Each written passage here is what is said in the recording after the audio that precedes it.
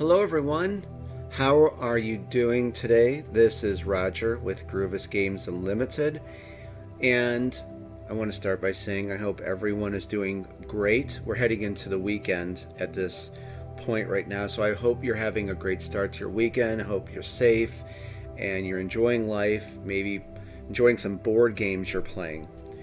It is very nice to be here with you for this very special video.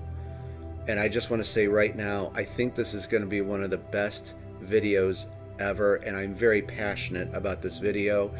And I don't think I've ever done a video like this before. We are going to kind of go down in the rabbit hole of the Avalon Adventure board game, Dungeon Crusade, the Tomb of Kaladar, a scenario, a quest, the lore, the world building. This is turned out to be, I think it's going to be one of the best videos ever, so I'm very happy you're here. In saying that, there's some new subscribers. Welcome. You're always welcome in the House of the Crusade. I'm very happy that you're here. So listen, let's just get into this, because I've been putting this together for the last few days, and this update's gotten bigger and bigger and bigger, and I'm very passionate about this, and I'm seriously so happy that you're here. And I think we're going to have a really good time. And here's the thing, I didn't script anything. We're going to be all over the place. So hopefully, just try to follow along. I'm going to go slow. And this is what I ask. I've never asked this before. And it's because I want you guys to see the experience that you're going to have. Try to stick through this till the end. Okay? Even if you have to pause this video and come back 2 days later or whatever, because there's going to be a lot of great information. There's some stuff I really want to share with you about the unique scenario system for the game that I developed for this. You're going to love this. We're going to go over a quest for this scenario. We're looking at scenario 9, the looming shadow of Kaladar, because of course we're going to be going over the Tomb of Kaladar dungeon. We're going to go over the rule set for the revised rulebook. For this, we're going to go over the trap system. This is kind of from the Crusade closet right here, like a promo poster I put together way back. Some fabled gear. I want to share an origin story about what we're going to talk about. The Avalon Adventure board game and some stuff here. There is a lot of fun stuff in store. So, again, I'm so excited. I'm passionate about this video. I'm glad we're together. Let's get going. And I had to think where to start. So I hope you're ready for this. Nick G, I was talking to you. I love you, man. I think you're gonna love this video. Okay, now that I said all that, let's get started. And I have my timer going here. I think I'm gonna break this down into 5-minute chunk videos so I can, stop and I have a little scratch sheet here. I'm gonna write down some things so I don't forget. There's a lot of stuff to cover.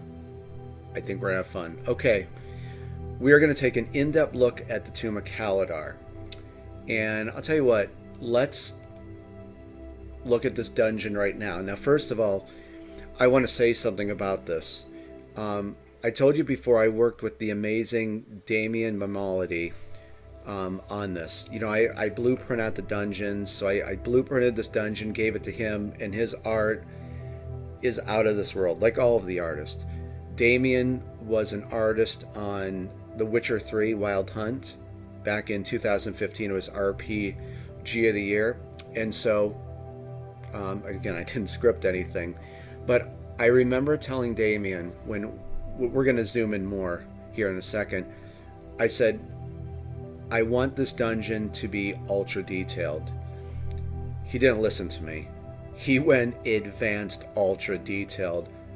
My God, when you see the detail of this dungeon, it's unbelievable. He is just amazing. I look at this dungeon now and I can still find things with it. But what I wanted to tell you guys is, it's going to look okay, it's only going to be on the screen, but when you see this thing in person, it is going to blow your freaking mind. It's just truly amazing. Okay, I'd start another video. So when you see this thing in person, it's just magnificent. Just huge praise and kudos to Damien again. I don't know how you got this very detailed. Oh, and before I forget, I asked him to hide 5 miniature dice all over the Tomb of Kaladar. And if you didn't know this, the Hero Quest, this was kind of my tip of the hat, the Hero Quest. If you look at the old Hero Quest board, there's dice hidden. There's like I think 2d6s. So it was kind of a tip of the hat to that. So, and believe it or not, I think I only found 3 of the 5. So you may see these while we're going to go really in depth with this. So when you get this, see if you can find the 5 dice that Damien hid. So that's the Tomb of Kaladar, and I'm trying to think how to really start this off. Well, let's start with this.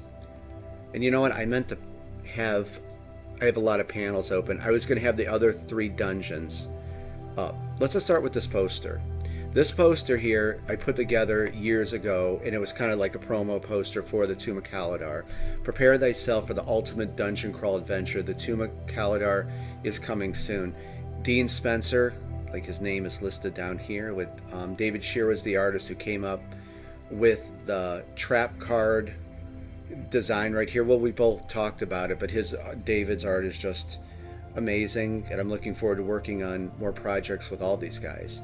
So that was the trap card. But what some people don't know is that early on, the trap system was going to be exclusive to the Tomb of Kaladar. Like all of the stuff, there's more. These are just some of the traps here.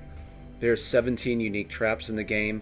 And then the trap system was carried over, so you can use these on the Ancient Runes dungeon board, Castle Blackwood, and the Cavern of Lost Souls. So I just wanted to say that, and I thought it'd be cool to pull this out of the Crusade closet and let you see this promo poster for it. In saying that, about there's 4 dungeons right now in the game. In the massive expansion, I want to have at least 4 new ones. I want to throw that in there. And I want to design them a little differently to change it up. And you're going to love the new design of these. So, but at least 4 new dungeons in the expansion for next year. Huge expansion. But what I wanted to do with this for fellow gamers and people is give them the ultimate death trap dungeon. You know, I've played these games all my life. And my favorite game in the whole wide world is Dungeon Quest from the 80s. I have all the versions of Dungeon Quest, but the 80s one is just amazing. It's like this rogue experience, and I think there's like an 11% chance of winning it. It's a deadly game, but I love this game so much. So in a way, the Tomb of Kaladar was my tip of the hat to Dungeon Quest, but it's nothing like Dungeon Quest. It's deadly, but maybe as deadly as Dungeon Quest. But what I was saying is, you know, we have the 3 other dungeon boards: Castle Blackwood, Cavern of Lost Souls, Ancient Runes. Those are just like your, you know, regular dungeons. So with this one, I wanted to do something very innovative and creative for this dungeon, you know, and give fans of this a really challenging, tough dungeon crawl experience, a death trap dungeon. So, trying to think where we should go now. Since we're talking about traps, let's get this one out of the way real quick. Trap system in the game. You're going to get 20 trap tokens, okay? 10 of those trap tokens on the reverse side are going to have this symbol right here, this boot with the blue. That means it's clear. The other 10 are going to have this symbol here, which means you've sprung a trap. The nice thing about the trap system, you can use it for all the dungeons, is you randomly shuffle these. And like for the Tomb of Kaladar, let's just zoom in here. Let's start getting in here. Let's go to the siege tile. Have I told you yet this is a very deadly dungeon? Let's pull back some. As you can see, look at this detail. So here's the siege tile right here. And what I did was I just put some of the tokens down. So see this trap right here? So say we were playing and you would take all of the trap tokens, shuffle them, you don't look, and then you place them face down. So my point is, you'll never know where traps are at. So my point is, this provides kind of unlimited replayability, because you never know where, maybe it's like for this example here, Maybe it's a clear trap. Maybe it's, you're going to spring a trap. So that's what's nice about the trap system. It's randomly generated. That's what I was trying to say, guys. It's randomly generated every game. So I just wanted, that's something you may not have known. So there, now you know about that, about Dungeon Crusade. And remember, think of this, and I want to say this before I forget. We're going to be talking about environmental hazards. And this is one of the innovative things I wanted to do for people for this particular dungeon. I just want to say you don't want to play with traps. Think of it like an option, like on a PC dungeon crawl game. You can just switch that option off and not use traps. Same goes for the environmental hazards. There's 6 of them in the Tomb of Kaladar. This is the Pit of Agony. We're going to go over all of this stuff. So say you don't want to use those, that's totally fine. Just, and actually I'd recommend it. I'd recommend not playing this dungeon until you're pretty well acclimated with Dungeon Crusade. I mean, it's tough. And you got to be prepared going in with getting health potions and all this. So consider just playing the Tomb of Kaladar without traps and without experiencing the environmental hazards, as I call them. Okay, so I want to get that out of the way. So there you go, the trap system.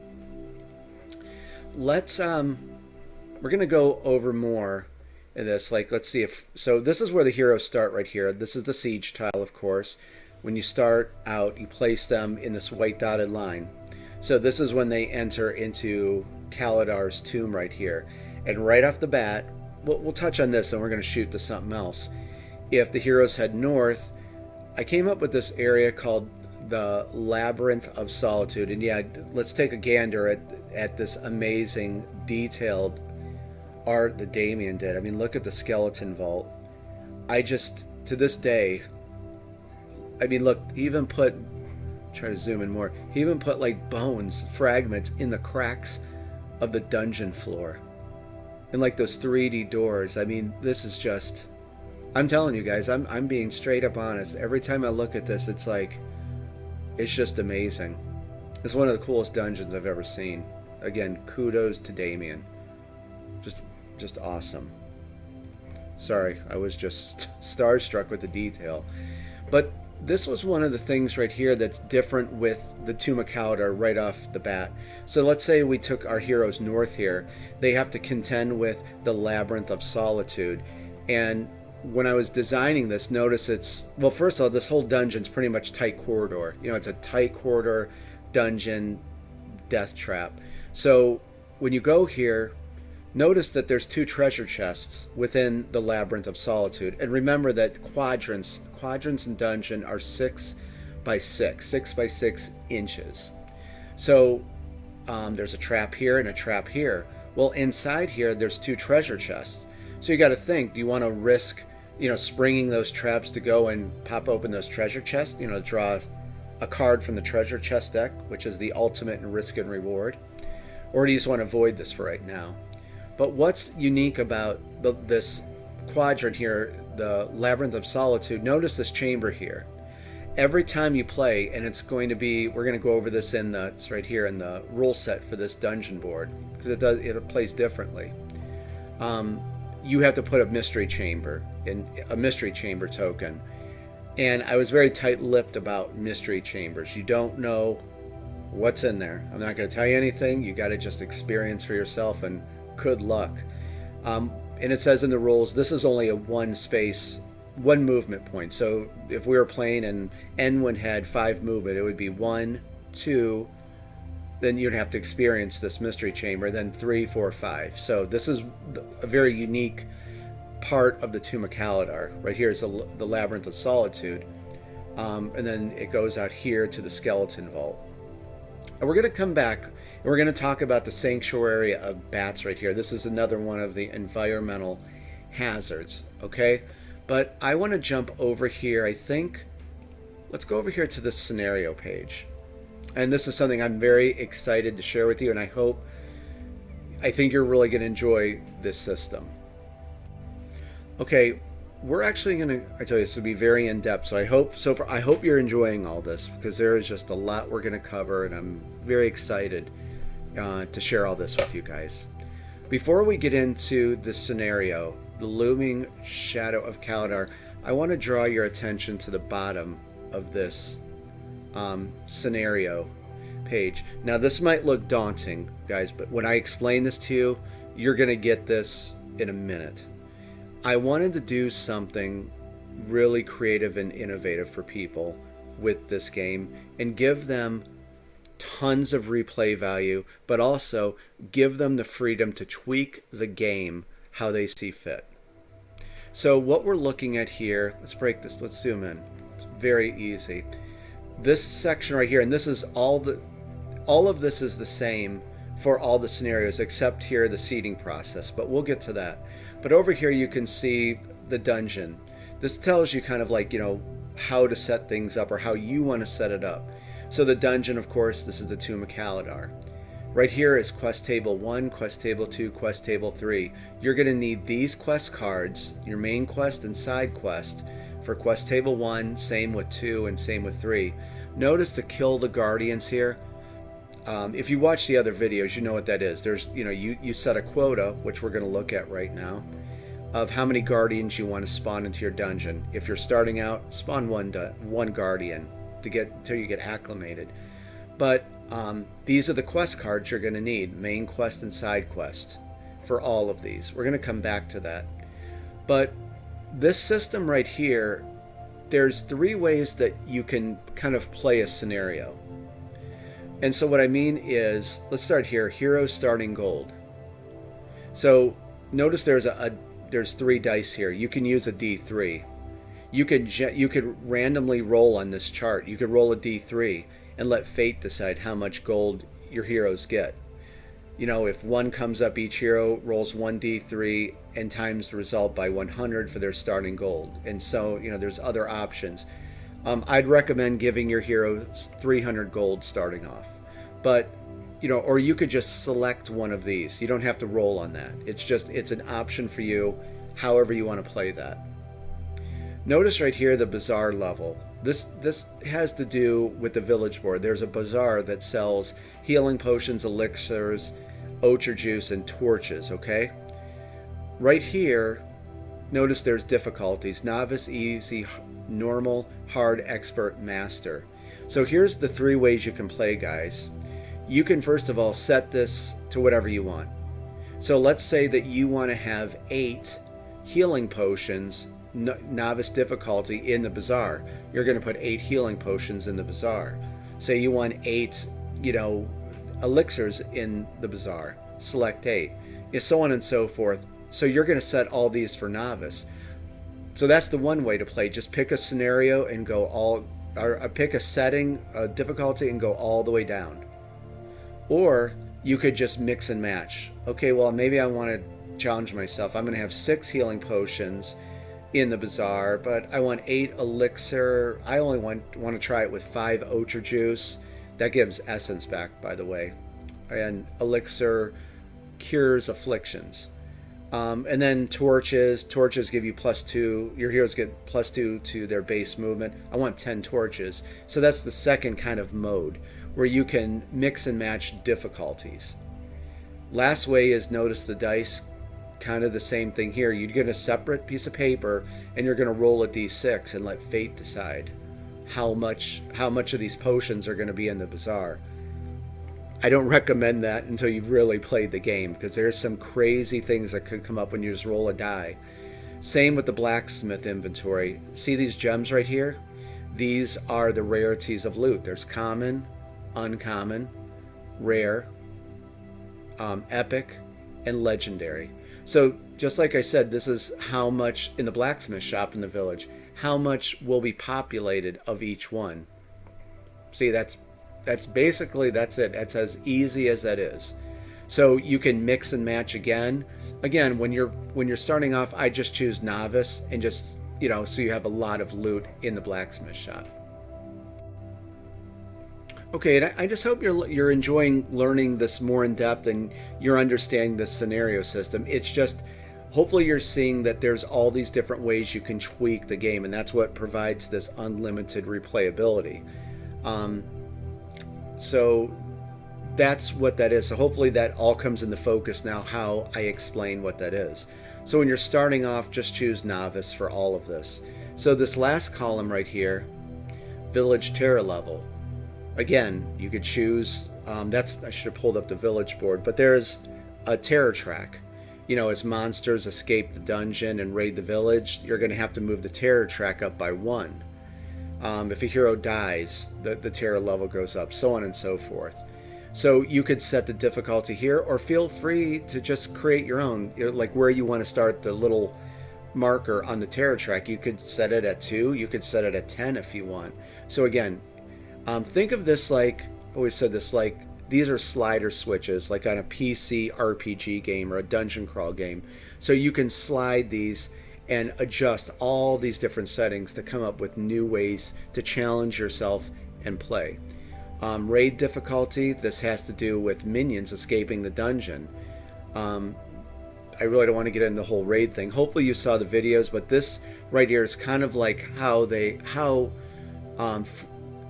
chance that they could raid the village. Because every time a minion takes its turn, you got to roll one of these dice. So on Novice, you're going to roll a d20. If a 20 comes up, you're going to put a raid token on the minion. They're going to head out of the dungeon. This game is very simple. It's huge, but I've said it's very simple. It's as easy as that. So that's what the raid difficulty is. Again, I'd recommend Novice for all of this. And it goes all the way up. So you could imagine if you say you use a d4 on Master, that means you're going to roll a d4 on each minion's turn. If a 4 comes up on that d4, they're going to convert into a raiding minion. So there's what, a 25% chance. And then there's kind of a hidden difficulty off the chart where it has a 3. And picture that as like insane difficulty, meaning you can use a d3. This is kind of like a hidden little, you know, Easter egg kind of thing for the game. If you're really crazy enough, you could use a d3, and if a 3 comes up, they're going to raid. They're going to head out of the dungeon. Guardian spawn track. This is where you can set that guardian spawn track of how soon a guardian is going to spawn into the dungeon. Again, you can have it really easy or very hard, or go off this chart and set it to what you like. Guardians per quest table. Remember we were looking at these quest tables here? Well, right here, like I said, this is how many guardians you're going to spawn for each quest table. So for quest table 1, 2, and 3, maybe you want 3 guardians to spawn. That's simply what this is. I would recommend just having 1 guardian spawn. Finally, minion population.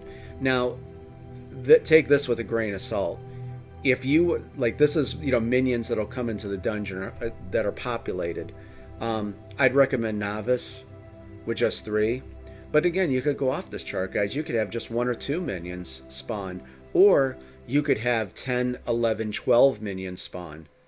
And remember, with the new minion combat, the evolved combat's over in 10 to 15 seconds. So you could realistically, if you want to do something really nuts, load up the dungeon with 15 or 16 minions.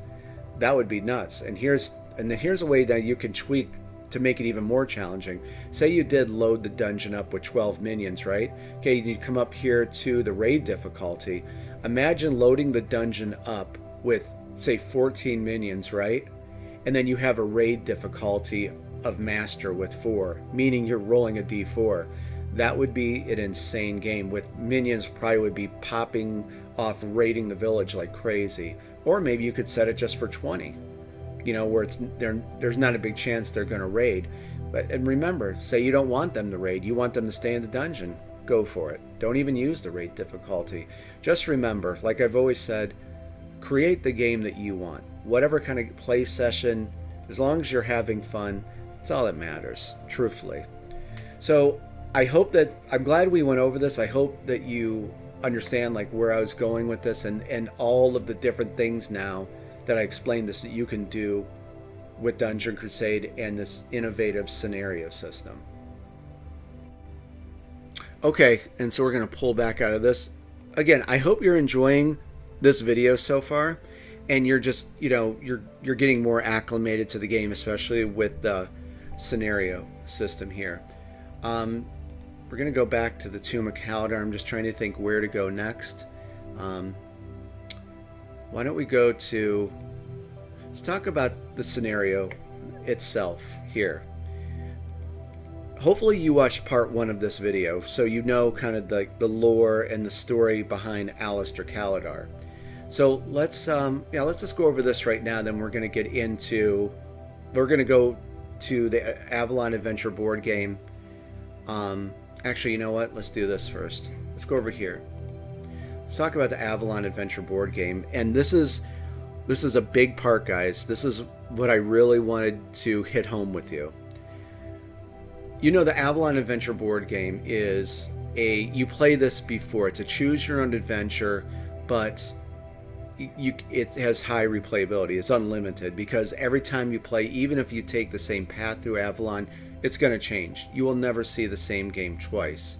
Actually, yeah, let's go here right now. So you're going to get your 6 heroes. You start up here at Hope's Reach. I should have had a bigger picture, but Hope's Reach is right here. And then you're going to try to find the 3 runes of eternity. And notice how the runes here are scattered. And hopefully you can make that out. So, you know, that's randomly generated. You don't know where the 3 real runes are, and there's fake runes. So what I wanted to say is this, and this is where we're going to kind of go down the rabbit hole, and I think you're really going to enjoy this part. So if you listen to any part, listen to this part. When I created this game, I really absorbed myself in the land of Avalon to give people, to take them down into this land. You know, do some great world building, some lore, and just, you know, get players lost in all this, and just, you know, just immerse them in this whole experience. So this is what I want to bring your attention to. You use this little flag here with the fist on it, and you move through Avalon with that. That represents your 6 heroes. So let's just say, and this is good, we're talking about this before the scenario, and this will all like come into play now that we're discussing this. Let's say that our heroes made it down. Let's off this. Well, actually, we can just use this. This is not the board, but let's say our heroes traveled into the village of Mistvale. And if you watch that part 1, then you already know kind of what's going on with Alistair. But as you're playing the Avalon Adventure board game, you know, let's say you moved into this region. Now, I blurred out some of this because I don't want to give any spoilers. But just know that there's a front and back, and there's usually 5 entries on the adventure cards. There's usually 2 bad ones. There's one that's just like flavor text I wrote, and then there's 2 really good ones. It's usually a reward or something like that. And when you go into an unexplored area, you're going to roll a d12. It's very simple. You're going to roll a d12, and then whatever the result is, you're going to you know, use that entry. And that's why, again, there's unlimited replayability. So let's just say, and this is where we're going to start going down this rabbit hole of Dungeon Crusade. Let's say our heroes made it to Mistvale. Okay, we're going to, of course, pick the Mistvale adventure card. We rolled a d12 and 3 came up. Okay, so we're going to consult this right here, 3 to 4. Battle. Anytime you see the word battle, you're going to be using the battle board. We looked at this one before. This is like the, you know, this side is a dungeon area, and the reverse side is this outdoor area. So in this case, we're going to use the appropriate side because this is an outdoor battle. Okay, I had to start a new part here. So we would be grabbing our battle board whenever you see the word battle. Now keep a few of these names in mind here. Battle. As the heroes enter Mistvale, they are surprised to see the village being raided. Orin Breckhouse, the village elder, remember him, yells to them, "If you are agents of Kaladar, damn you. If you are not, we could use your assistance. Randomly select 3 heroes." Real quickly, this is very easy. You have always 6 heroes when you play the Avalon Adventure board game. There's initiative tokens for Dungeon Crusade you use with this game. They're numbered 1 through 6. You place initiative tokens down on each of the heroes' cards. You're not permitted to move those anytime during the game. So when you randomly select these 3 heroes, you use a d6 and roll to select the 3 heroes. It's simple as that. If the same number comes up, you re-roll until you have 3 randomly selected heroes. So there you go. You learned something about the Avalon Adventure board game right there. So randomly select 3 heroes. As the other 3 heroes help Orin, the selected heroes must combat 3 overgrown Blackrock Vipers. If you look at, well, these are other ones. So we would set those 3 heroes up on the battle board, and then we would get the standees, the cardboard miniatures from Dungeon Crusade, as these heroes are going to battle those monsters. The battle system, guys, is super easy, super fast for the Avalon Adventure board game, and it's just fun. It's just, you know, very quick and snappy to get you back into playing the Avalon Adventure board game. And then the combat system is simply this: each hero must combat one of them, one of the Blackrock Vipers. A Viper has 2 health and a toughness of 4. Give each hero 1d6. Each round of combat, a hero rolls 1d6. If the result is equal to or exceeds the Viper's toughness, deal 1 damage. If the result is lower, the hero takes 1 damage and loses 1 essence. So they're just fun, quick little battles. It tells you kind of some lore of the game, and I seriously love this game. I will just sit there and play this game because I love choose your own adventures. So you can see that each time you play, maybe this battle won't come up. Maybe this other outcome will come up. Who knows who the 3 heroes are going to be. Okay, so hopefully that lets you see a little bit, a glimpse into like the lore. We had this new character that was introduced, Orin Breckhouse, the village elder of Mistvale. And that's kind of a little bit how combat works in the game. But just know there's 259 unique events, battles, encounters. So you're always going to experience something new. So I want to show you something else. So let's say, you know, our heroes got through this, right? And remember that the Avalon Adventure board game is sectioned off to different territories. Okay, so let's, I'm leading up to something with this. Let's say they were over here at the Tomb of Kaladar, okay? So they enter into the Tomb of Kaladar. We get our Tomb of Kaladar adventure card. We're going to roll a d12. Let's say 9 came up. Okay, 8, 9, or 10. Randomly select a hero. Again, you're going to roll a d6. And let's say 4 came up, and that was Enwyn Shadowleaf, our archer. She's going to experience this. While exiting the ancient crypts after exploring it, hold on to that. So this is telling us that there, you know, that this hero, let's say it was Enwyn, was inside the ancient crypts, and she's exiting the ancient crypts. Let's look at the Tomb of Kaladar board and let's see where that is. Again, this is kind of like going down that rabbit hole to show you how detailed I got with this. And this is something you'll experience when you play this dungeon. You know, maybe you'll remember this adventure, like, hey, I remember doing this in the Avalon Adventure board game where here's the ancient crypts right here. So there's a visual. So say Enwyn was coming out right here. While exiting the ancient crypts after exploring it, this hero has wandered into Kaladar's study room and begins rummaging through various things in the room. Let's go back to the Tomb of Kaladar again. And here's, okay, so here is the ancient crypt. So let's say Enwyn came out of here, and here's Kaladar's study room right here. So I want to just kind of pause for a second and say, do you see like how I connected all this? Or, or the experience I wanted to give people with this. So she came out of, I apologize that my timer went up for my recorder. But as I was saying, let's say that she entered or exited out of the ancient crypts. She came over here into Kaladar's study room. And what I was saying was, it's just, that's why we're going kind of down this rabbit hole to show you the Avalon Adventure board game and how connected this is to Dungeon Crusade. So let's go back here and read the rest of this. So rummaging through various things in the room. Test willpower 9. This is where you're going to take a D20. You're going to consult her hero card to what her willpower is. So let's say it's 2. We could add 2 to the result. So let's say we rolled a D20 and 11 came up, and she has 2 on her hero card. That's, let's say, yeah, 11 came up. There's 2. That's 13. So on a success, the hero discovers a hidden treasure chest within the wall behind a tattered map of Avalon.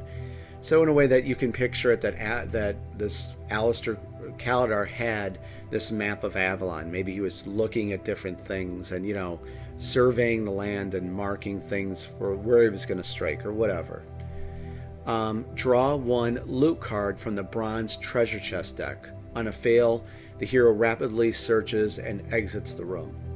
So going over here, so this tells us to draw a loot card from the bronze treasure chest deck. Here's part of the Avalon Adventure board game, and we can see there's a bronze treasure chest, a silver, and a gold. And not getting too deep in this right now, but the system that I came up with in the bronze deck, there's a good chance you're going to find common gear, slight chance you'll find uncommon, and there's usually one rare. And then it just follows suit with silver and gold. Like there's a good amount of uncommon, there's a few rare, and 1 epic. And finally, the gold is where the real good stuff is at. There's a lot of rare loot in here, a few epic, and then 1 legendary. And there's junk loot. There's 3 pieces of junk loot in each of the decks, so this is always, again, randomly generated. So I hope that you see what I mean, for touching on the Avalon Adventure board game and looking at some of these adventure cards. And remember, there's 259 different events, just for the Avalon Adventure board game. So I'm glad we touched on that, and hopefully it just, gives you some insight of what you're in for. But let's do this, though. We're going to talk about this in a second. And actually, we're going to come back to these. So after we said that, let's go back over here to our scenario. So we can see this is scenario 9, and some of this is going to come into focus now that, after we discuss that. So we're going to play on the Tomb of Kaladar dungeon, and we're going to pull these quest cards. We're actually going to talk about quest cards too in a second. And again, I hope you're learning more about the game and enjoying all this. So this is scenario 9, the looming shadow of Kaladar. So just remember from what you watched in part 1, the whole story with Alistair Kaladar. And it says defending the village of. Before we read this real quick, I want to point this person out right here. This is Charcy Sibrai. And I created, in the story I wrote for Dungeon Crusade, she's one of the main characters among tons of other ones. But Charcy Sibrai is a high-ranking captain in the Maidens of Witherbrook Forest. And remember, we briefly chatted about that. Here is the Maidens of Witherbrook Forest. This is where they hang out. This is their home. And the Maidens of Witherbrook Forest are these fierce female fighters that are sworn defenders of Avalon. So that's who Charcy Sibrai is. She's a high-ranking captain in the Maidens of Witherbrook Forest. And I think we talked about it in the last video too, so hopefully that sounds familiar to you. Okay, now this leads me to the other thing. We're going to go a little more deeper into the rabbit hole and just show you how I wanted to connect everything, and just like the world building and lore. And I think you'll hopefully enjoy learning about this. So now that I introduced this character to you, Charcy Sibrai, this goes a little bit deeper. Charcy, when she was 12 years old, she lived in the village of Hunter's Watch, right here.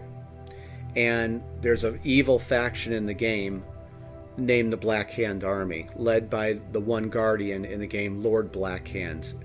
Very evil dude. Her family, her mother and father, were killed by the Black Hand Army.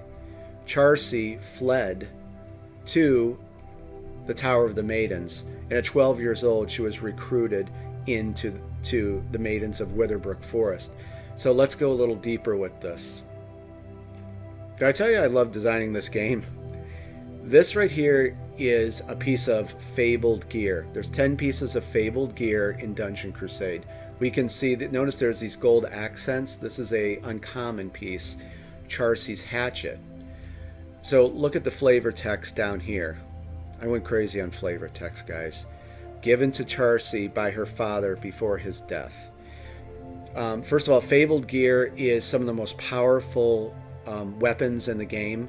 but it carries a high gold cost. So hopefully maybe when you're playing the Avalon Adventure board game, like we just discussed, where, if anyone would have got this, found this treasure chest, maybe she would have found Charcy's hatchet. And to give you an idea, really good stats, +3 to damage. You can add +4 to chaos warfare. You can add +4 to physical warfare.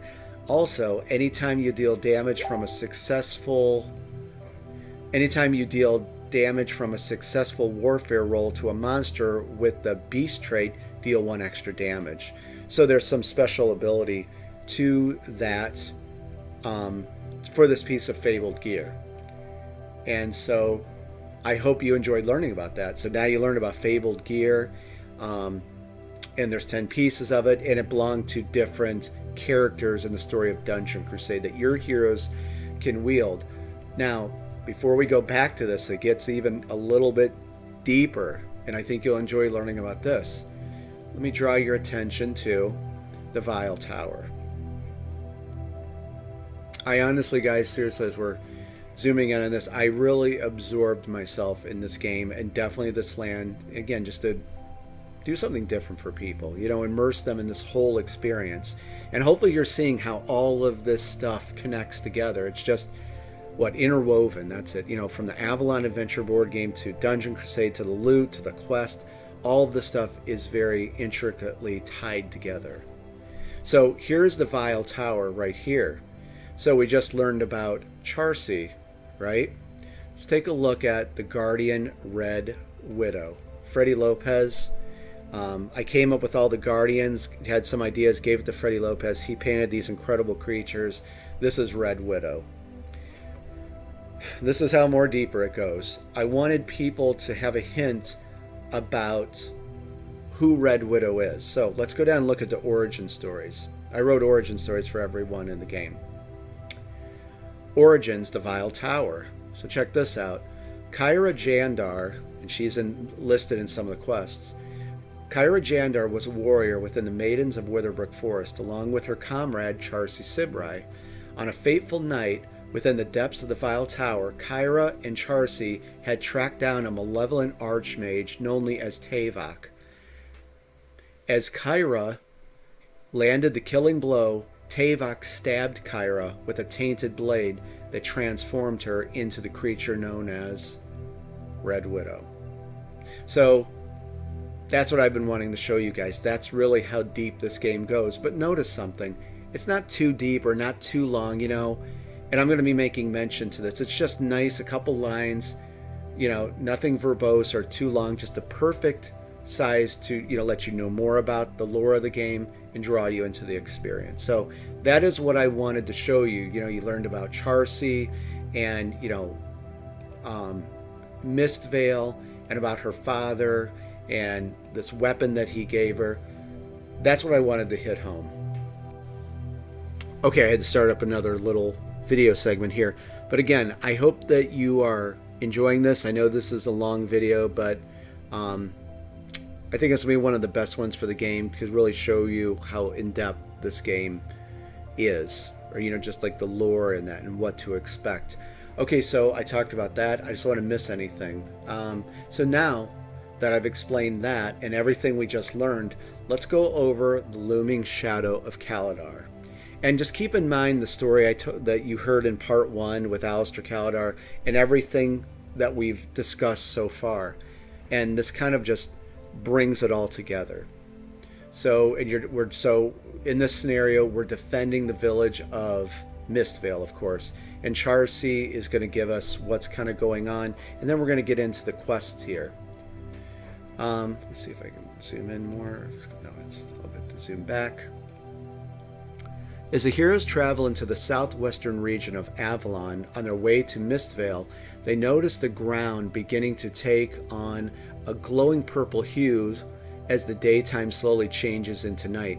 And notice here, when I was working with Damien, it's this kind of this trippy village of Mistvale with the ground is purple, and I wanted to give that vibe to people, like to know, to get a visual of what Mistvale is like. It's just a very, very trippy place. Upon reaching the village, they see Charcy Sibrai, approaching through a light blue mist. So right there, again, I wanted to give people this visual of like, there's this purple ground and this blue mist in the air. Greetings, my friends, and welcome to the beautiful but strange village of Mistvale. Oren Breckhouse, remember him from the Avalon Adventure board game? The village elder would like to speak to you, but first, I should tell you what has happened here. I had to consult my timer here. Some time ago, an evil man by the name of Kaladar was exiled for practicing dark magic and other heinous crimes. Upon leaving, he vowed revenge upon the village. He took up residence within a tomb to the west and began creating traps throughout the tomb for anyone attempting to enter. He started summoning creatures from beyond to lay siege to Mistvale and captured many people, including children. Speak with the villagers on what has transpired here and get yourself acquainted with them while I go and find Oren. So right there, and this kind of follows suit, and why I wanted to take the time to read that. This follows suit for kind of like all of the other scenarios where you're going to have this kind of like, what do you say, this kind of overview from one of the characters in the game, and then notice these quests here. Remember, kill the guardians. That you don't get a quest card for that. That's just you kill the guardians. But through these quests here, like for quest table 1, level 1, Diary of a Madman, Ashes to Ashes. When you get to quest table 2, Solomon's Grave, Witches and Worshippers, and then finally level 3, Skeletons in the Closet and the Sanctuary of Forlorn Souls. You're going to learn about these NPCs, and they're going to tell you more about the story and more about Alistair. And there's some kind of bad things that Alistair's done to some of these families, and they're going to tell you about it. But that's, hopefully this is all coming together now of what this kind of experience is. And I wrote 60 unique quests for the game. So I hope that you really enjoy these like little stories. And actually, we're going to close out with this, and I think we're going to go to our tour of the Tomb of Kaladar. But I want to let you know about, here's one of the 60 quests. And again, remember, going back to our scenario here, I'm checking my time so I don't get cut off here. Okay. So over here, let's take a look at this. Diary of a Madman. This is a main quest because it said there's that little book symbol. Ashes to Ashes is a side quest. I didn't pull up the back of it. This is a quest card. These things are about the size of a postcard. Maybe a little bit, not as wide, but a little bit taller. So these are what quest cards are. On the reverse side of this, on all of them, it'll have your objective and then your reward you'll get for completing it, and then how to set up the quest. So if you like, let's go over this first one again. And this tells, this is kind of going off of this. So this is kind of the continuation of this. And that's what I said, just before we go, I've said many times about, people had said, well, Dungeon Crusade doesn't have a normal campaign system. No, I never wanted to do that. Doing this game was about giving people a new experience and doing a new type of scenario system, like just forgetting the a campaign system and doing something like this. So hopefully, and this is why I was so excited about this video and passionate about it, because you can see now what I was out to do with this and this new system, with this down here, and how, you get this overview, and then through the quests, you learn more about it. So again, I hope you're enjoying this. Let's go over this quickly. Diary of a Madman. As the heroes are getting acclimated to the mystical village of Mistvale, they see Charcy approaching them through the light blue mist with a slightly older gentleman. Hello again, friends, she calls in greeting, and by the looks on your faces, I can see you're getting quite acquainted with the unique atmosphere that is Mistvale. I would like to introduce you to the village elder, Oren Breckhouse, who would like to speak with you.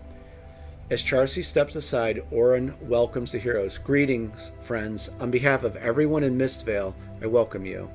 You have heard of the unfortunate events that have occurred in our village due to a malevolent man by the name of Kaladar.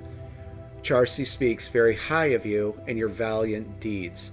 Many of us believe Alistair has set things, bad things, in motion for the near future. What we need you to do is search his tomb and recover his diary. There may be clues within it as to what he has done and things that loom on the horizon. So, and I can tell you on the reverse side of this, it's going to have, there's these little quest tokens, and I should have pulled that up. I'll try to pull those up, or to let you see what they look like. But there's quest tokens, and in this particular quest, you're going to have to go, of course, into the Tomb of Kaladar. And I think one of the possible locations, all quest items are located in chambers. So when you look at the back of a quest card, it will tell you, how to set it up. But there's other things besides the quest tokens. There's blank quest tokens, and that's what provides, again, the unlimited replayability, because as you're searching for these diary pages, there's some blank quest tokens mixed in. So every time you play, I think, one of the locations is, you're going to place some tokens here in Kaladar's study room. And I can't, off the top of my head, I can't remember where else, but there's going to be other locations in the tomb your heroes are going to have to search. And of course, what's inside of chambers, possibly champion monsters. And you'll never know well, it'll be within your level or a level higher. That's the way that kind of the system is. It could be empty. There could, let's say you're level 1 heroes. There could be a level 1 monster. There could be a level 2 monster, or it could be empty or something else. So every time you play all of the quest, it changes. The location of items will change. Again, unlimited replayability. So that is one of the quests. And so again, after, you're going to usually work on quest table 1.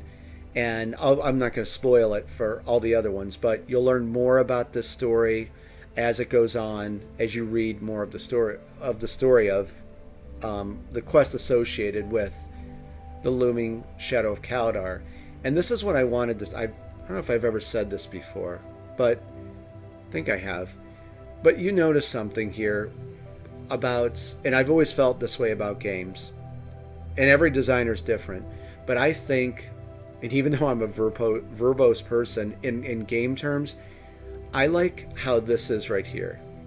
It's a really cool little story. It's not too shallow. It's not too long where it becomes boring. It's about 9 or 10 lines.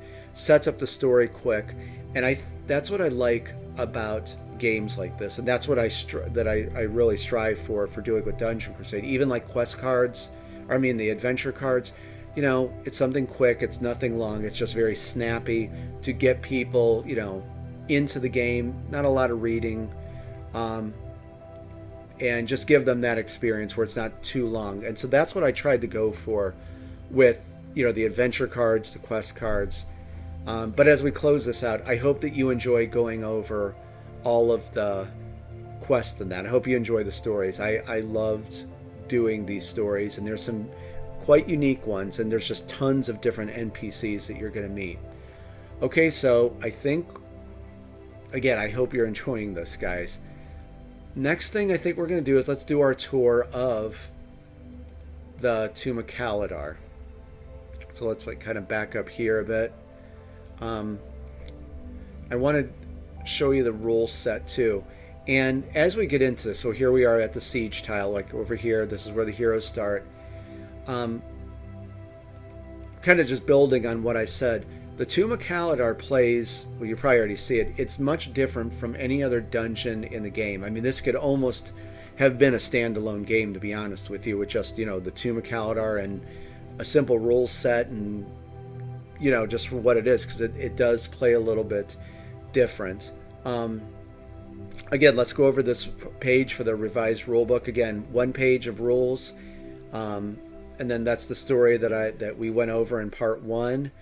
And there's something I want to show you that I think people will be very happy about.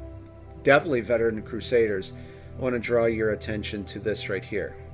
Please note, feel free to use the scalable difficulty reference card when testing all the attributes for the environmental hazards. There might be people cheering. So remember, our scalable difficulty reference card, I don't have that pulled up right now. That's going to make all of these, which we're going to discuss, the Pit of Agony, test Strength 13, Sanctuary of Bats, test Hide 11. You get to use that to make it a bit easier if you like. It's optional. So that's what I wanted to make mention to. So that was tweaked in the game. So the Tomb of Kaladar is a bit easier for your heroes. But again, you don't have to use the traps or the environmental hazards. It's totally up to you how you want to do that. Okay, so I think we might just bounce back and forth, and I think that we're going to close out with this, kind of save the best for last, the big tour of the Tomb of Kaladar. But again, I hope you enjoyed learning everything I did, and you're getting more acclimated to the game, and you hopefully just see now more of what this experience is. And remember, this is just one tiny little bit section of this game.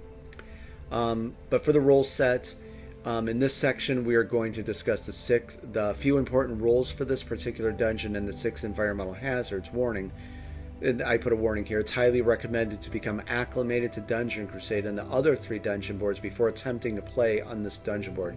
You have been warned, Crusader. So these are some of the important rules that we've I guess we can discuss this now. But like I said, in the northeast corner, remember we were looking at the Labyrinth of Solitude? This just simply points out you're always going to put a mystery chamber token in that chamber there, like we said. And you know what? I want to shoot back for a second because we didn't touch on this. And this is kind of the random dungeon generator of all the scenarios. I'm going to draw your attention right here. See this seating area? Try to be brief with this. This is what gives Dungeon Crusade that random dungeon generator vibe to it. But see, like, these are monster tokens here, like level 1, it says 2, level 2, 1 of them, empty chamber, so on and so forth. You're going to put these into, after you set up your main quest and your side quests, you're going to have some empty chambers. So what's nice is the seeding process gives you that random dungeon generator. So all of this stuff is randomly generated game to game. You don't know where, these are going to show up at. So that's what I just wanted to let you know what the seeding process is. And like I said in the prior video, I'm working on a total random dungeon generator that's still a few months out. Now that we're wrapping up the game, I'm going to get back to that. This will be a free download for you. And real quickly, there was that skull token sheet, and I've just been busy. That will be going into the pledge manager for that and for the other purpose where it keeps track of the different chambers and what level. And I can tell you now that punch board will be only $5. I promised you it would be cheap. So that will be going into the pledge manager, but it's going to be another few days before we get that in there. So that will be coming. So, but I wanted to touch on the seeding process. That's what seeding the dungeon is, okay? Hopefully you followed all that. But going back to the rule set here, real simple. You're going to place a mystery chamber token there. We'll just discuss this now, and then we'll head over into the Tomb of Kaladar and we'll take our tour of it. See this right here, Sanctuary of Bats.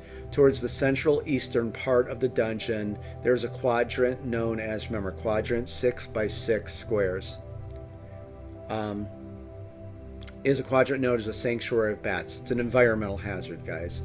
During the seeding process it's set up, like we just discussed, the 3 chambers within this quadrant do not receive any type of tokens. This area must be free of all tokens. So real simple, you're just not going to put tokens in that area. Lastly, towards the southern central part of the dungeon, there is a quadrant known as the Sanctuary of Souls. You'll notice that 2 of the 4 chambers do not have a banner upon them. During the seeding process at setup, the 2 chambers within this quadrant do not receive any types of tokens. And it's as simple as that. So there's just a few things that you have to know when you're setting up this dungeon and how it plays. So now, closing out, let's go over to the Tomb of Kaladar. Let's go through it, and then as we hit the environmental hazards, we'll shoot back over here and we'll discuss them. I think that sounds good, right? Yeah. Okay. let's go over here, Tomb of Kaladar, and right here, here's the siege tile right here. That's where your heroes start. We already discussed the labyrinth of solitude right here. So if we move, if your heroes move south, they're going to enter into the sanctuary of bats. Let's get a little more. There you go, so you can see that. Again, like right here, there's a trap you have to contend with right here. This whole area, and I planned it this way, it is tough. But like I was saying, this whole area is right when your heroes get into the Tomb of Kaladar. You have to the north the Labyrinth of Solitude. You can go that way. Or they have to contend with the Sanctuary of Bats. Before we get over here to the Pit of Agony, let's go over this. Let's shoot back here. And you're going to notice with the 6 different environmental hazards, each one is going to test a different attribute. So, for example, Sanctuary of Bats, test hide 11. This very dark and creepy quadrant is where a flock of bloodthirsty carrion bats call home. A hero must attempt to quietly creep through and hide to not alert any of the bats of their presence. If they do, we're going to get into all this. On a fail, roll 1d3. The result is how many carrion bats attack the hero. Each bat does 1 damage and drains the hero of 1 health. So if we shoot back over here, remember that test hide 11. So let's say that Sir Brennus, our knight hero, enters in this area. You're going to notice these like red glows on the floor. When a hero hits one of those, it's very simple. They have to stop and do that test. What we just said, they're going to have to test hide. So picture if Sir Brennus was here, he has to try to hide in the darkness if he was standing here to avoid being bit by one of these carrion bats. That's as simple as it is. And remember, you can use your scalable difficulty reference card. And just like here, if Sir Brennus went, this way, he would have to do it once he hits that. So anytime your hero hits one of these red areas, they're going to have to do one of those attribute tests. And remember, guys, this is a death trap dungeon. I wanted just to do something very creative and innovative and different for a dungeon crawl game, or at least this dungeon board. And it's a tight corridors and deadly and dangerous, and I freaking love it. So we can see if a hero goes out this way, here's those ancient crypts again, they can enter into the ancient crypts. Or if they head south, they'd come around this way. Again, there's another one of those tests. Here's a mining site right here. And just know at the mining sites, there's 8 potential mining sites. 4 are fake. 4 are the real mining sites, A, B, C, and D. And those are also randomly generated each game. So let's say Sir Brennus did go south. He's going to be in the Halls of the Damned right here. Very lovely area, isn't it? But there's a treasure chest right here he can pick up. And again, that would go still over here into, we'll scoot over here. This will go into the ancient crypts area. So let's stop here. Let's go back up. And let's say that Sir Brennus went just straight west. He is going to be in the Pit of Agony quadrant. So notice here, there's like this beam here, and there's these ropes, and there's these spikes in the floor of the pit. So let's go back to our roll sheet here. Let's go, where's the pit? Here we go. Pit of Agony, test 13. The Pit of Agony is a 6-foot deep trench that spans approximately 40 feet and is filled with jagged spikes. You guys know I love creative writing, so I had to give you like a little thematic writing there to get a visual in your head of what's going on. A hero must grab one of the ropes to swing across to the opposite side. On a fail, the hero loses their grip, falls into the trench, and lands on the spikes. Roll 1d3. The result is damage taken. This one, I think another one that it got lowered because that was a D4 and it was just, it was a little tough. So in the revised rule book, everything now is just a D3. So it's doesn't do as much damage as it did before. So notice, like here, you're going to test strength, sanctuary of bats, you're going to test hide, and remember, you're going to consult that hero who's going to be trying to swing across right here, and you're going to get to add your strength to that roll. And remember, you can use now the scalable difficulty reference card just to make it easier for your level 1 and level 2 heroes. Okay, so let's say that Sir Brennus he makes it across. Remember, that's we'll talk about these green arrows real quick. That is where you're going to stop and you're going to roll your d20 to see if he made it across. So let's say Sir Brennus did and he rolled a nat 20. Picture he swings across. Notice the green arrow. That's where he's going to land. So he would end up here. Also, let's say that he failed, he slipped and he falls into the trenches. The green arrow is where they would come out at. So it just lines up with all these. So if you're testing here, they're going to end up here if they succeed or fail. That's what I'm trying to say. And then they're going to be in this part. We can shoot up here real quick. We already discussed this. If your hero is brave enough to go through the sanctuary, I'm sorry, it's down there, the Labyrinth of Solitude. They're going to explore a mystery chamber. They might pick up these 2 treasure chests. They're going to have to contend with traps. And that will exit into the skeleton vault. Okay? So we're kind of like here on our tour. Ancient Crypts. And then, Ancient Crypts North, Ancient Crypts South. So let's say that we go into... going from here, the Ancient Crypts, this goes into the torture chamber. And remember, like this whole thing, this is, as I pull back, Alistair Kaladar has been here for years, and he's just made this his home with all these deadly traps and all these, a torture room, his study room, and the skeleton vault. And wait to hear the story, the quest for the skeleton vault. It's pretty, it's pretty heavy. So this would go into the torture chamber, and you can see, like, again, Damien, just look at it's pretty gory, but really detailed. I mean, look at you can see the handle on that knife. It's just incredible art. Okay, so the torture chamber, and then like over here, if we exit out of the Ancient Crypts North, we're going to go into Kaladar's study room. And I want to make mention of something, and it's of course in the rule book. When your heroes move to the dungeon, they must move orthogonally. And what I mean is that they can only go left or right or up or down. Diagonal movement is never permitted, ever. And there's a reason I'm saying that now, for something coming up. So just remember, you can attack diagonally. So if there was, say our hero was right here, and there was a minion right here, they can, that's a legal attack to go diagonal, but they cannot move diagonally.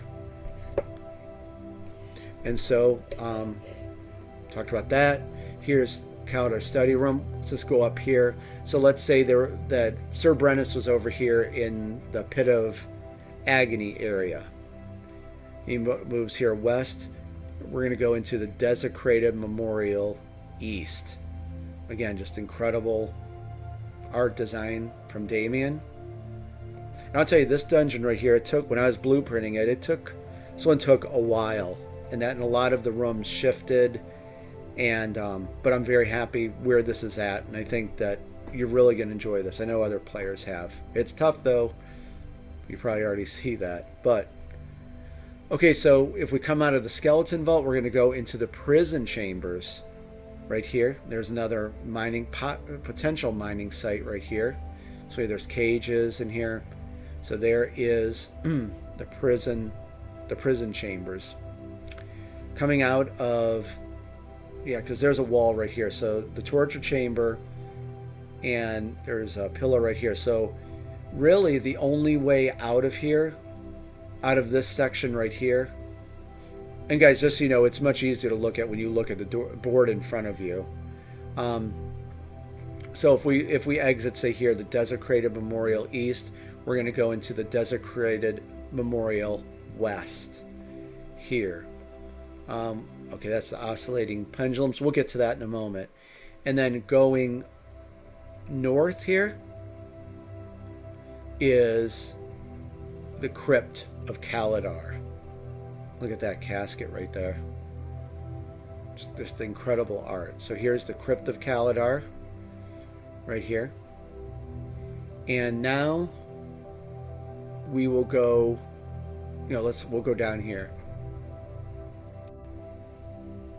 Okay, so now we're coming up to another environmental hazard. And take a look at this. I would not want to fall down inside of there. It's like these rotating things with huge spikes on them. So we have our third environmental hazard right here, oscillating pendulums. Let's go over here to our rule page and look that up here. Oscillating pendulums. Test wisdom. So let's see, it's a new attribute. When Alistair built this diabolical contraption, he designed the pendulums to move, swing, and rotate in a random and unpredictable manner. A hero must study the pendulums and make their move at the right time to avoid being hit by a pendulum. On a fail, roll 1d3. The result is damage taken. So there is the oscillating pendulums. Now here we can go down here. So here is the Sanctuary of Souls area. And notice there's like a broke down wall right here so you can get through here. It's a very cool, creepy area.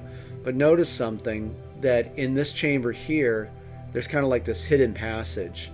And notice that this floor, that is actually like spaces. So it'll be like 1, 2, 3, 4. That's how that would work. But notice there's this broken wall here, and it leads to the kind of the secret area right here. And I'll tell you what, let's just do this right now because we're going to shoot back up north. So if we go down this kind of secret area, we're going to go to our fourth environmental hazard, the Black Rock Viper Pit. And notice there's those red dots again, markers. And you're going to have to, so what I was picturing when I did this, your hero has to balance themselves and get across to the other side without falling into the Black Rock Viper Pit. And there's a lot of stuff in the Avalon Adventure board game about these creatures. And I'll leave it at that. Let's go back over here to our rule page. Right here, Black Rock Viper Pit. Test agility 14. A hero needs to balance themselves to cross a pit filled with Black Rock Vipers. On a fail, they fall into the pit. Roll 1d3 to resolve how many vipers bite the hero. So with that d3, it's how many, vipers attack the hero. Each viper does 1 damage and drains the hero of 1 essence. I think this one was the other d4, and then we lowered that to 3, make it a little bit easier. Okay, so let's just stop right here, and we're going to shoot back over here. Go back there, and let's go back north for a very lovely place to go into. So I want to point this out to you. The only way to the back of Kaladar's tomb is this wall that's been broken down in this hidden passage, and then there's this area right here from the Crypt of Kaladar. And I just want to tell you, I love this dungeon because it's so tight. The corridors are so tight, and it's not very open at all. And I designed it to be that way. So I hope you like that. So here's our fifth environmental hazard right here, the Chamber of Blades. So you can see what's going on here. The heroes have to get past these massive whirling, swirling blades and not get hit.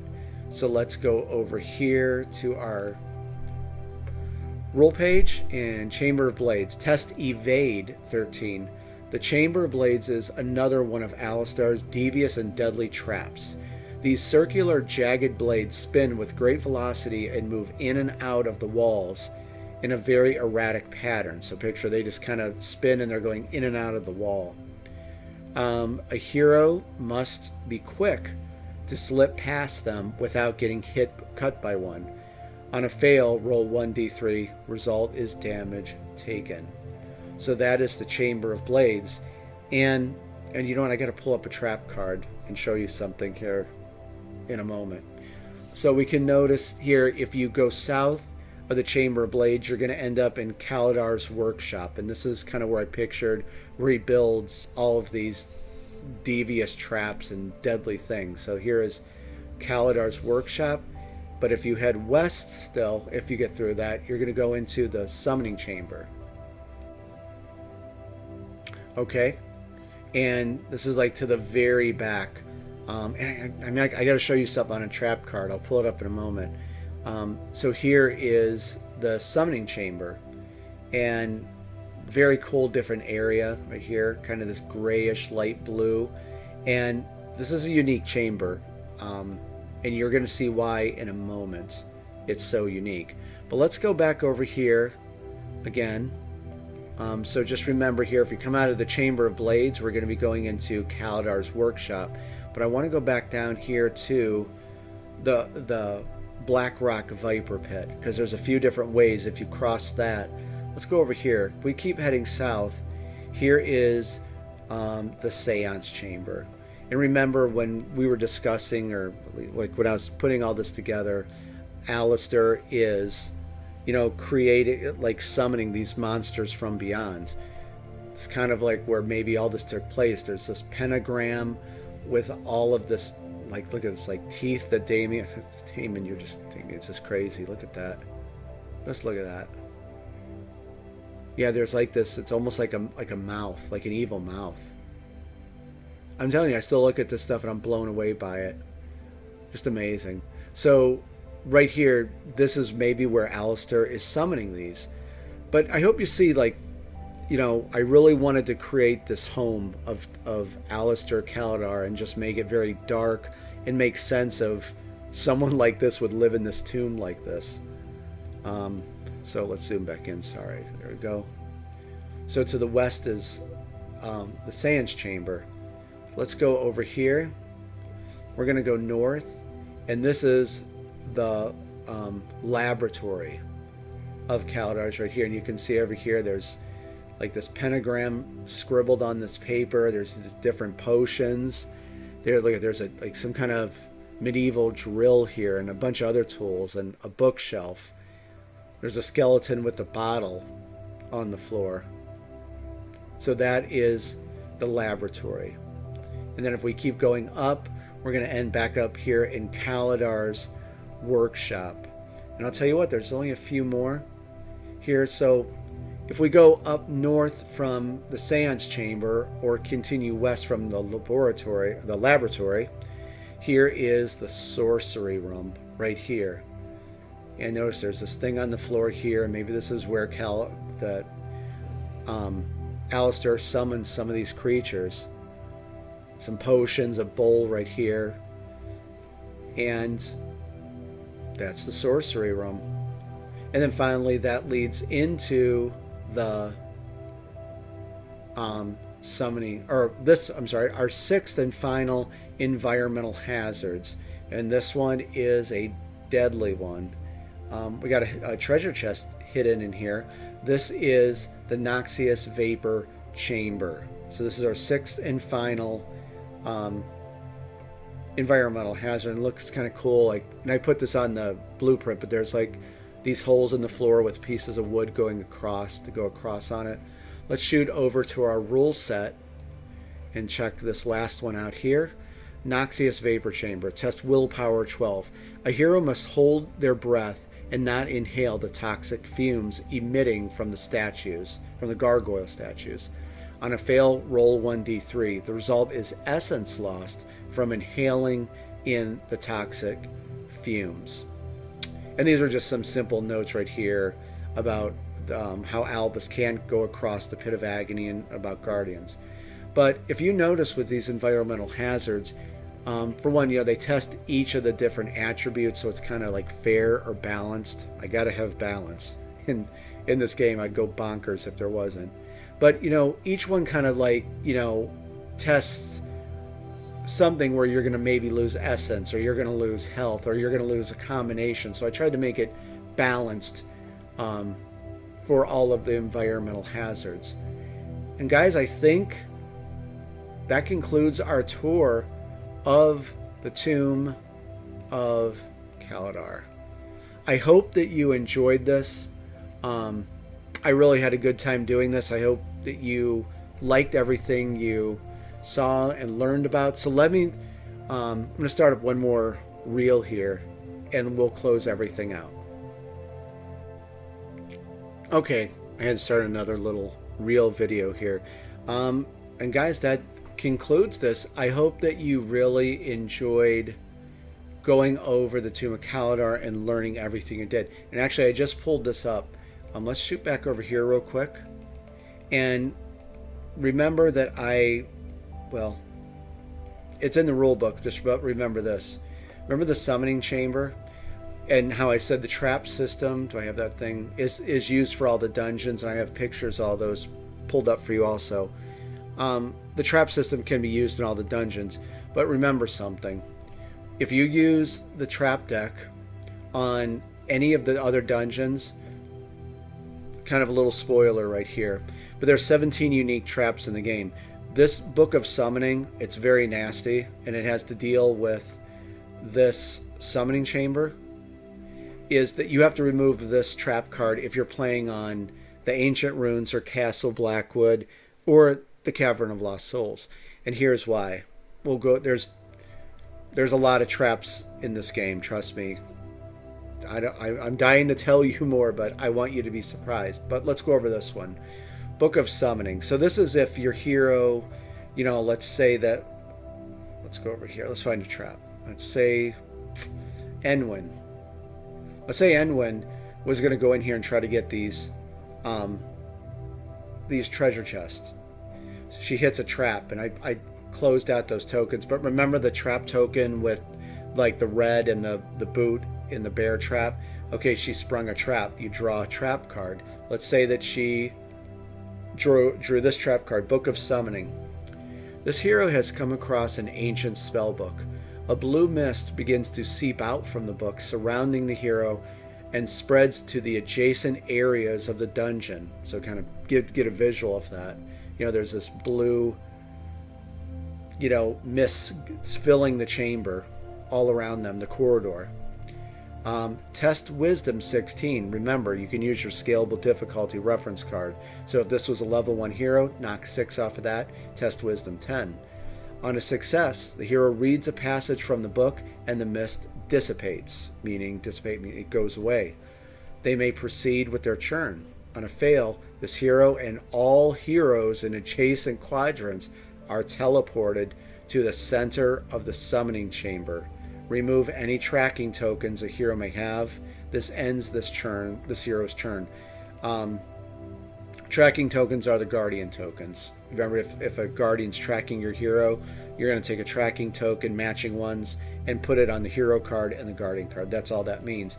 But that's why this trap card, you have to take it out for the other dungeons, because it's exclusive to the Tomb of Kaladar. And so just picture that blue mist is everywhere, and it teleports them to the back of the Tomb of Kaladar, to the summoning chamber. And then to add insult to injury, they have to go through the Chamber of Blades to get out of the summoning chamber, or go through the Noxus Vapor Chamber. Did I tell you guys this was a death trap dungeon? I am so sorry I wasn't kind to you on this, but that's what it is. It is tough. So that was kind of my last kick in the face with a golf shoe, but I love you guys. So that's the whole thing. You have to, which way do you want to go? Both of them are going to do something bad. So that's just one of the traps there. And we'll close out with, real quickly, well, this was a bad picture of this one. Did I load that one up? But this is the Ancient Runes. I had another one pulled up. I don't know what happened. So that's the Ancient Runes. There is Castle Blackwood. All dungeons are 3 by 2 feet. There is the Cavern of Lost Souls. This is one really fun one. It's a cavern, hidden dungeon in the back, and an outdoor area, and a little village up here called Briarwood. Very cool dungeon. Then finally, there's the Tomb of Kaladar all laid out. And guys, that concludes our tour of the Tomb of Kaladar. and I hope you really enjoyed this video. I'm going to get back to work. There's only a little bit left to do at the revised rulebook, but it has been incredibly busy this week with just getting back to people, putting the updates together. But I'm really happy that we spent some time in this. Hopefully you made it to the end and you're really looking forward to the game. But, hopefully with everything we went over, and really I think this is one of the best videos. It was long, but I hope it was entertaining and you're just looking forward to the whole experience. There's just so much in the land of Avalon that you're going to experience in the 60 unique quest and the Avalon Adventure board game and everything else in between. And I think that's about it. We went over this. So there you go.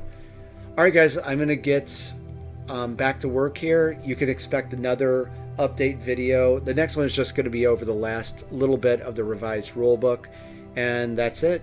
We're going into production. I am so happy to be saying that. Oh, and like I was saying, it was just a busy week with, there was a lot of people to get back to, and I always try to get back to everyone promptly and working on the game and, putting this video together. And I hope you enjoyed it. I love hanging out with you. All right, guys, have a great weekend. And of course, I'll be back very soon with you with more Dungeon Crusade stuff. And again, thank you for your time, and I hope you enjoyed this video.